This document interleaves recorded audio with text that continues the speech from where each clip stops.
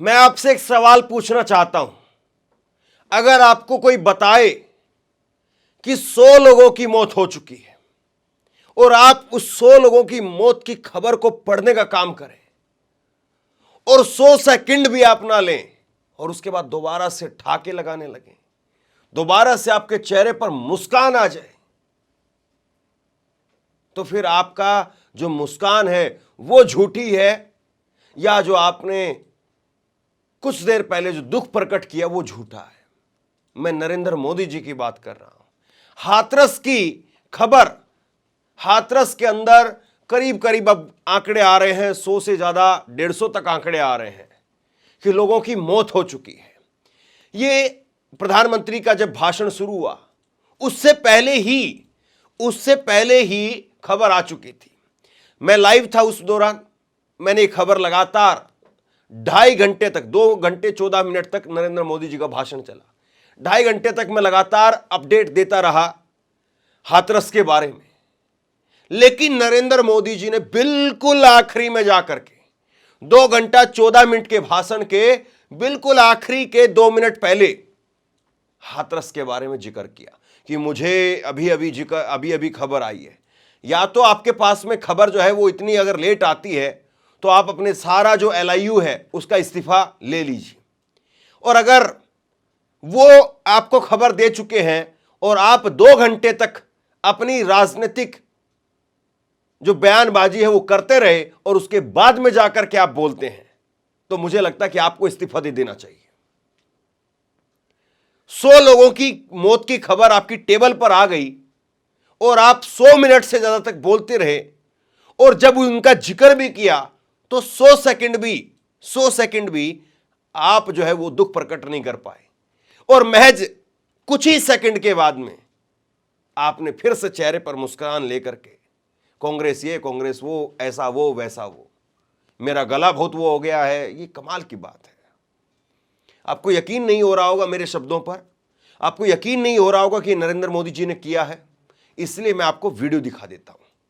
आप ये 1.5 मिनट की वीडियो है जिसमें सबसे पहले नरेंद्र मोदी जी वहां पर दुख प्रकट कर रहे हैं उन लोगों के लिए, और उसके बाद में बस 30-40 सेकंड पहले शुरुआत में दुख प्रकट किया और दुख प्रकट करके और उसके बाद में आ गए कि मेरा गला ऐसा हो गया है, मैं ऐसे मजबूत हूं, मैं वैसे मजबूत हूं। आप सुनिए जरा और आप बताइए कि अगर एक सामान्य इंसान भी नरेंद्र मोदी जी की जगह पर होता और उसका अगर यह रवैया होता तो आपको कैसा लगता? वो तो देश के प्रधानमंत्री हैं। से में जान गई है, मैं उनके प्रति अपनी संवेदना व्यक्त करता हूं। मैं सभी घायलों के जल्द से जल्द ठीक होने की कामना करता हूं। राज्य सरकार की देखरेख में प्रशासन राहत और बचाव कार्य में जुटा हुआ है। केंद्र सरकार के वरिष्ठ उत्तर प्रदेश सरकार के लगातार संपर्क में है। मैं इस सदन के माध्यम से सभी को यह भरोसा देता हूं कि पीड़ितों की हर तरह से मदद की जाएगी। आदरणीय सभापति जी, आज एक लंबी चर्चा, और आपने देखा है मैं पहली बार लोकसभा में प्रधानमंत्री के रूप में यहाँ सेवा के लिए आप लोगों ने अवसर दिया, तब भी मुझे ऐसा ही मुकाबला करना पड़ा था। 2019 में भी मुझे ऐसा ही मुकाबला करना पड़ा, मुझे राज्यसभा में भी ऐसा ही मुकाबला करना पड़ा, और इसलिए अब तो ये भी बड़ा मजबूत हो गया है। मेरा हौसला भी मजबूत है, मेरी आवाज भी मजबूत है, और मेरे संकल्प भी मजबूत है। कायदे से नरेंद्र मोदी जी को जब ये खबर उनके सामने पहुंच चुकी थी, ये खबर जब हमारे पास में आ चुकी थी, वो तो देश के प्रधानमंत्री हैं, उनके पास में इंटेलिजेंस पहले से जो है वो इनपुट पहुंचा देता होगा, उनके पास तो पहले से खबर आ जाती है। वो देश के प्रधानमंत्री हैं, और अगर उनका इतना भी सिस्टम काम नहीं कर रहा तो उनको इस्तीफा दे देना चाहिए। अगर उनके पास में इतनी भी जानकारी नहीं है, इतनी भी खैर खबर नहीं देश के बारे में कि कहां पर क्या हो गया है, तो फिर वो किस नाम के प्रधानमंत्री हैं? जब ये खबर हम जैसे लोगों तक पहुंच गई और मैं लगातार 2 घंटे तक अपने दर्शकों को इसके बारे में अपडेट देता रहा कि डीएम का बयान आ गया है, सीएमओ का बयान आ गया है, एटा के अंदर 27 लोगों के जो है वो शवों को लाया गया, जिसमें से 25 महिलाएं हैं, 2 पुरुष हैं, 2 जो है वो बच्चे हैं।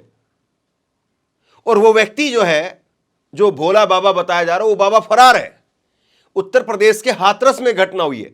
जिन साथियों को, जिन दर्शकों को ये नहीं पता कि हम किसके बारे में बात कर रहे हैं, तो उनके लिए मैं बता दूं कि उत्तर प्रदेश के हाथरस के अंदर एक बहुत ही दुखद घटना हुई। एक भोला बाबा का आज वहां पर एक प्रवचन था और उस प्रवचन के लिए बड़ी तादाद में लोग आ गए। और बड़ी तादाद में जब लोग आ गए तो वहां के बारे में जो है वो खबर ये है, 2 कहानियां, 2 बातें वहां से निकल करके सामने आई है कि क्यों आखिरकार इतनी बड़ी जो है वो दुर्घटना हुई। इसके बारे में 2 जो है वो वहां से बातें निकल करके सामने आई है। एक बात तो ये कि जब प्रवचन खत्म हुआ तो महिलाएं वहां से निकलने लगी। रास्ता छोटा था तो भगदड़ हो गई, ऊपर नीचे जो है वो महिलाएं गिरती चली गई और सैकड़ों लोग, हजारों लोग उनके ऊपर से निकल गए और दम घुटने से वहां पर मौत हो गई। और एक दूसरी ये बताया जा रहा है, दूसरी जो थ्योरी है वो ये बताई जा रही है कि जो सिक्योरिटी गार्ड थे बाबा के, वो बाबा के सिक्योरिटी गार्ड ने लोगों को रोक दिया और बाबा जैसे ही गया उसके बाद में तुरंत एकदम से खोल दिया, तो सारे लोग एकदम भगदड़ के अंदर फंस करके मर गए। अब ऐसे में सबसे बड़ा सवाल यह कि इतना बड़ा आयोजन हो रहा है तो पहले ही वहां पर डीएम को, एसपी को, तमाम अधिकारियों को ये देखना चाहिए था कि इतना बड़ा जब आयोजन हो रहा है, गर्मी का मौसम वैसे है, वैसे ही आदमी घंटे 2 घंटे के लिए कहीं पर रह जाए ऐसी जगह पर, तो वैसे ही जो दम घुट करके आदमी का हालत खराब हो जाती। तो कम से कम ये देखना चाहिए था कि वहां पर जो आयोजन करवा रहे हैं उनके आयोजन का जो है वो तौर तरीका सही है, उनके प्रबंध सही हैं।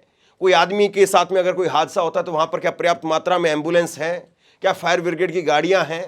आजकल वैसे भी एसी रखे होते हैं, कूलर रखे होते हैं, या और कुछ है इलेक्ट्रॉनिक आइटम, उसमें आग लग जाए तो आपने कोई जो है किसी प्रकार से, डबल इंजन ट्रिपल इंजन की सरकार, आपने कोई जिम्मेदारी पहले तो निभाई नहीं।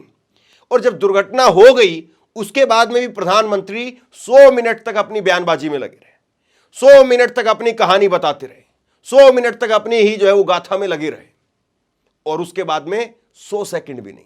मैं चाहता हूं एक बार फिर से देखिए और जरा गौर से देखिए और आप बताइए, आप तय करिए, अगर आपका कोई व्यक्ति उस हादसे के अंदर गया है, जरा सोचिए एक बार, उन लोगों को आज प्रधानमंत्री जी की जो हंसी है कितनी चुभ रही होगी। ये जो मुस्कुराहट लेकर के वो कांग्रेस पर ऐसे जेबों में हाथ डाल करके वो खड़े होकर के बात कर रहे हैं, कितना चुभ रहा होगा। सुनिए जरा। से में जान गई है, मैं उनके प्रति अपनी संवेदना व्यक्त करता हूं।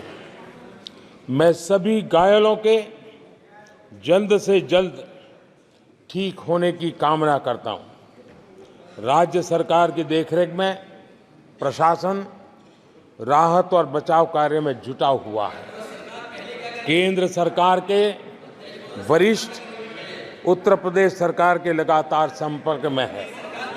मैं इस सदन के माध्यम से सभी को ये भरोसा देता हूं कि पीड़ितों की हर तरह से मदद की जाएगी। आदरणीय सभापति जी,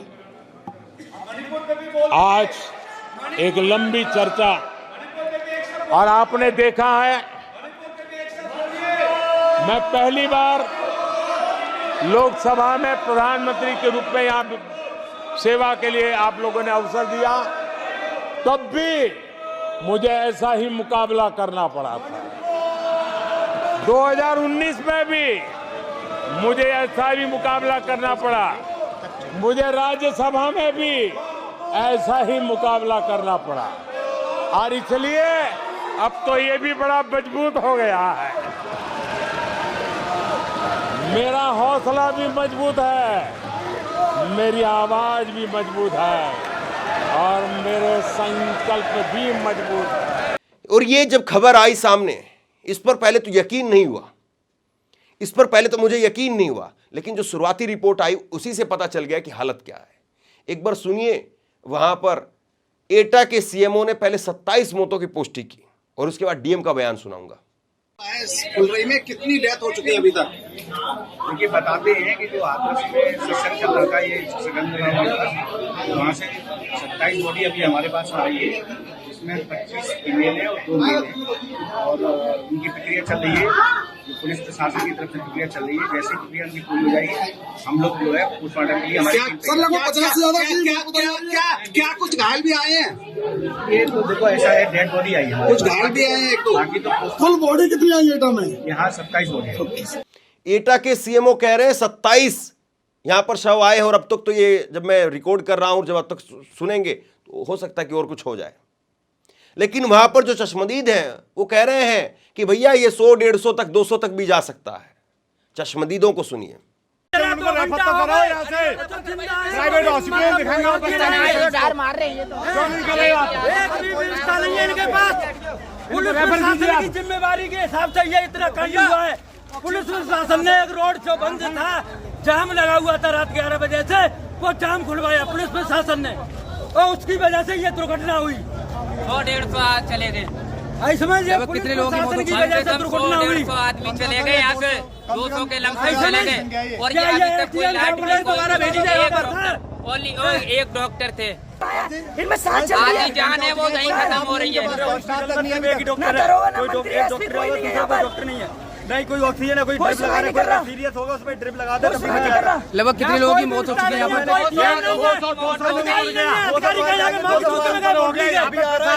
सुनने वाला नहीं है। 1.5 घंटा हादसे को हो गया, अभी का कोई सीनियर ऑफिसर यहाँ पे मौजूद नहीं है, न कोई सीनियर डॉक्टर यहाँ पे। सीएमओ साहब अभी तक आए नहीं है। 200 मौतें लगभग हो चुकी है, कोई सुनने वाला नहीं है, कोई रेफर करने वाला नहीं है। और चश्मदीदों को भी छोड़िए आप, डीएम पहुंचे जब वहां पर, तो 60-70 का आंकड़ा तो डीएम ने स्वीकार कर लिया। यह आंकड़ा 150 का बताया जा रहा है। जनपद हाथरस में तहसील सिकंदराबाद अंतर्गत गांव मुगलगढ़ी में एक आयोजन भोले बाबा का समागम हो रहा था, जिसमें जब समागम अंत हो रहा था तो उस समय अत्यधिक उमस के कारण जब वहां से लोग निकलने को हुए तो उस समय ये घटना कारित हुई है। सर लगभग कितने लोगों की मरने की इसमें पुष्टि हुई है? देखिए अभी इसमें जिला प्रशासन अपनी तरफ से पूरी इसमें कार्रवाई कर रहा है, जिसमें कि सभी घायलों को अस्पताल और जितने भी अन्य लोग हैं उनको वहां से निकाल के अस्पताल भेजा जा रहा है। अभी एग्जैक्ट नंबर बताना संभव नहीं है। एटा में 27 लोगों की पुष्टि हुई है, तो यहाँ कुछ संख्या होगी सर अनुमान? जी, यहाँ पे जो अभी सीएचसी से जो मुझे डॉक्टरों ने बताया है कि लगभग 50 से 60 के आसपास की एक फिगर एक हैं जो मृतक हुए हैं। कितने लोगों की परमिशन थी सर? इसकी परमिशन एसडीएम साहब द्वारा दी गई थी, और इसमें एक प्राइवेट आयोजन था जिसमें कि पूरी ड्यूटी कानून व्यवस्था और सुरक्षा के लिए लगाई गई थी, और इसमें बाकी व्यवस्था जो अंदर की जानी थी वो स्वयं उनके द्वारा की जानी थी। और इस संबंध में उच्च अधिकारी द्वारा एक उच्च स्तर पर एक जांच कमेटी भी गठित की गई है। कितने लोग थे सर उस पंडाल में? जी एग्जैक्ट ये जांच में सब निकल आएगा। एग्जैक्ट अभी ये इस स्थिति में मैं नहीं बता सकूं। अभी हमारा फोकस, जिला प्रशासन का फोकस ये है कि जितने भी घायल हैं और मृतक हैं उनको जो भी शासकीय सहायता है और जो उनको इलाज उपलब्ध कराना है वो तुरंत प्राथमिकता पे कराया जाए। ये सारी चीजें देखने के बाद में अब आप बताइए, नरेंद्र मोदी जी की हंसी क्या वाजिब थी, या घनघोर तरीके से इस पर जो है ना केवल आपत्ति जताई जानी चाहिए, बल्कि नरेंद्र मोदी जी देश के प्रधानमंत्री, उनसे ये उम्मीद नहीं की जा सकती और उन्होंने किया। इस पर कोई गोदी मीडिया सवाल पूछेगा नहीं, इस पर कोई बात करेगा नहीं। बहरहाल ये खबर मैंने आपके सामने रखी। आप बताइए, मोदी जी की हंसी आपको नेचुरल लगी, स्वाभाविक लगी? राजनीति के अंदर बहुत मोटी चमड़ी होती है, कोई फर्क नहीं पड़ता है, 2 मिनट पहले रोना, 2 मिनट बाद में हंसना।